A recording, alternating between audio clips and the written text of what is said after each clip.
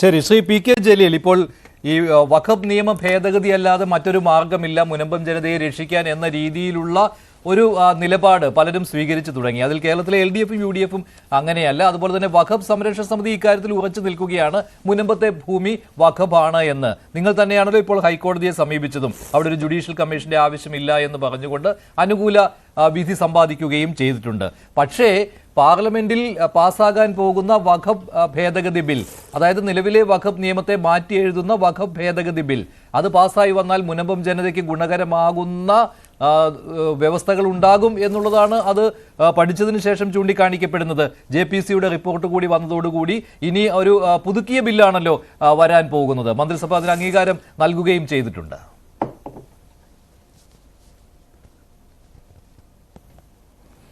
അല്ല, ഇത് ഇപ്പോൾ പുതിയ അമെൻമെൻറ്റ് JPC കൊണ്ടുവരുന്ന അമെൻമെൻറ്റിൽ കേൾക്കാമല്ലോ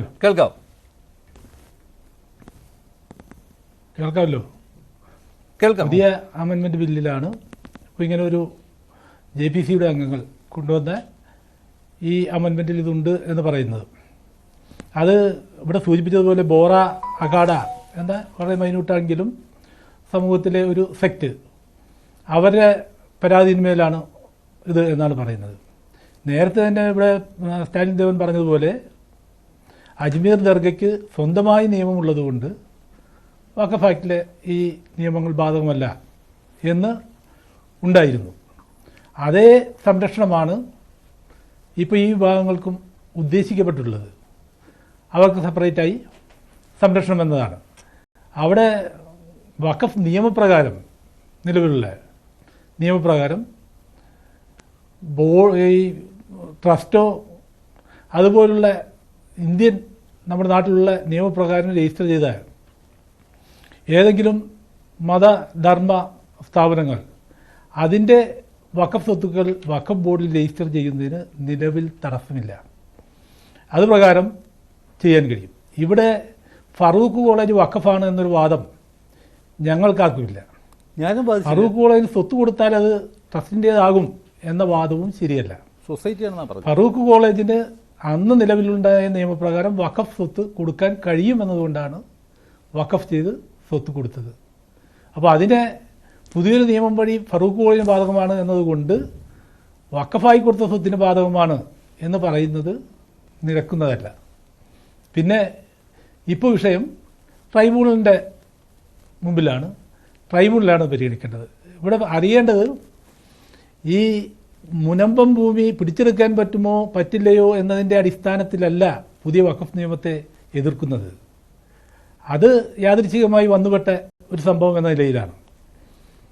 ഇന്ത്യൻ ഭരണഘടന ഉറപ്പ് നൽകുന്ന 25-26 ആർട്ടിക്കിളുകളുടെ സംരക്ഷണം മതപരമായ സ്ഥാപനങ്ങൾ ഉണ്ടാക്കാനും അത് സംരക്ഷിക്കാനുമുള്ള അവകാശം, അതെല്ലാം ഹനിക്കുന്ന ഭരണഘടനാ വിരുദ്ധമായ ഒരു ഭേദഗതിയാണ് ഇപ്പോൾ കൊണ്ടുവന്നിട്ടുള്ളത് എന്നതുകൊണ്ടാണ് ഇന്ത്യയിലെ പ്രതിപക്ഷവും മതേതരവാദികളും ഈ ബില്ലിനെ എതിർക്കുന്നത്. അല്ല, ഇത് അപ്പോൾ ഈ മുനമ്പത്തെ ഒരു തരത്തിലും ബാധിക്കുകയില്ല. ഇപ്പോൾ മുനമ്പത്തെ ഭൂമി വഖഫാണ് എന്ന കാര്യത്തിൽ ഇടപെടുവാനൊന്നും ഈ വഖഫ് ഭേദഗതി ബിൽ പാസ്സായാലും കഴിയുകയില്ല എന്ന് പറയുമ്പോൾ അപ്പോൾ പിന്നെ നിങ്ങൾ എന്തിനാണ് ഇതിനെ ചോദ്യം ചെയ്യുന്നത്? നിലവിലുള്ള ഒരു വഖഫ് ഭൂമിക്കും ബാധകമല്ലാതെ തന്നെ ഇത് പോവുകയാണെങ്കിൽ പിന്നെ എന്തിനാണ് അക്കാര്യത്തിൽ ഭയം ഉണ്ടാകുന്നത്? ഇപ്പോൾ നിലവിലെ വഖഫ് ഭൂമികൾ പിടിച്ചെടുക്കുന്നതായിരിക്കും വരാൻ പോകുന്ന വഖഫ് ഭേദഗതി ബിൽ, അത് നിയമമായാൽ ഉണ്ടാകുന്ന ഭവിഷ്യത്തുകൾ എന്ന് പറയുമ്പോൾ എന്തിനാണ് ഈ മുനമ്പത്തെ ബാധിക്കുന്നില്ല എങ്കിൽ ഒരിടത്തെയും ബാധിക്കുകയില്ലല്ലോ, നിലവിലെ ഒരു തർക്കത്തെയും ബാധിക്കുകയില്ലല്ലോ. ഇല്ല, ഉണ്ട്. ഇതിൻ്റെ അകത്ത് മഞ്ജുഷിന് അവസാനം കേൾക്കുന്നില്ല. കേൾക്കുന്നുണ്ട്, പറഞ്ഞോളൂ. അവസാനം പറയുന്നത് കേൾക്കുന്നില്ല. അല്ല, ഇതിനകത്ത് ഈ ബില്ലിനെ അങ്ങനെ ഒരു ആശങ്കയോടെ കാണുന്നതിൻ്റെ കാരണം നിലവിലുള്ള വഖഫ് ഭൂമികൾക്ക് വഖഫ് ബൈ യൂസർ അങ്ങനെ ഒരു വഖഫുണ്ട്. അതായത് നമ്മുടെ നാട്ടിൽ ആദ്യകാലം മുതലേ വഖഫ് നിലനിൽക്കുന്നതാണ്. ഇസ്ലാം മതം കടന്നു വന്ന കാലം മുതലേ എല്ലാ നൂറ്റാണ്ടുകൾ പഴക്കമുള്ള പള്ളികൾക്കോ അതിൻ്റെ സ്വത്തുക്കൾക്കോ ആധാരങ്ങൾ ഉണ്ടാകണമെന്നില്ല. ആ ബൈ യൂസർ അത് വഖഫായി കണക്കാക്കി വഖഫായി ഉപയോഗിച്ചു വരുന്നത്. ആധാരങ്ങളൊന്നും ഇല്ലെങ്കിലും പള്ളിയായിട്ട് ശ്മശാനമായിട്ട് ഒക്കെ ഉപയോഗിച്ചു വരുന്ന അത് വഖഫായി കണക്കാക്കപ്പെടുന്നു നമ്മുടെ നിലവിലുള്ള നിയമപ്രകാരം. ഇനി അത് ബൈ യൂസർ എടുത്തു കളയുന്നു. ഞാൻ പറയുന്നത് എന്താണെന്ന് വെച്ചാൽ ഇത് പുതിയ ഏതെങ്കിലും ഒരു ആനുകൂല്യത്തിന് വേണ്ടിയല്ല ഇതിനെ എതിർക്കുന്നത്. നിലവിലുള്ള നിയമം നമ്മൾ പരിശോധിക്കേണ്ടത് ഒരു മതവിഭാഗത്തിൻ്റെ, മുസ്ലിം മതവിഭാഗത്തിൻ്റെ ആരാധനാലയങ്ങളുമായി ബന്ധപ്പെട്ട സ്വത്തുക്കൾ, ഡെഡിക്കേറ്റ് ചെയ്ത സ്വത്തുക്കൾ അത് സംരക്ഷിക്കുന്നതിനുള്ള നിയമമാണ് വഖഫ് നിയമം. അതിന് സമാനമായി ഇന്ത്യയിൽ ബാക്കി എത്രയോ സമുദായങ്ങൾ, മതങ്ങളുണ്ട്. അവർക്കൊക്കെ നിയമങ്ങളുണ്ട്. സിഖ് സമുദായത്തിന് അവരെ സംരക്ഷിക്കാൻ നിയമമുണ്ട്. ഹിന്ദു സമൂഹത്തിന് അവരുടെ സ്വത്തുക്കൾ സംരക്ഷിക്കാൻ വേണ്ടി നിയമമുണ്ട്. അതാണ് ദേവസ്വം നിയമങ്ങൾ. ഈ നിയമങ്ങളിലെല്ലാം ആ ഭൂമികൾക്ക് നൽകുന്ന പരിരക്ഷയിൽ കൂടുതലായി എന്തെങ്കിലും അനധികൃതമായി ഈ വഖഫ് സ്വത്തുക്കൾക്ക് ഈ വഖഫ് നിയമം നൽകുന്നില്ല. ആശങ്കയുള്ളത് കൊണ്ടാണല്ലോ അതിനെതിരെ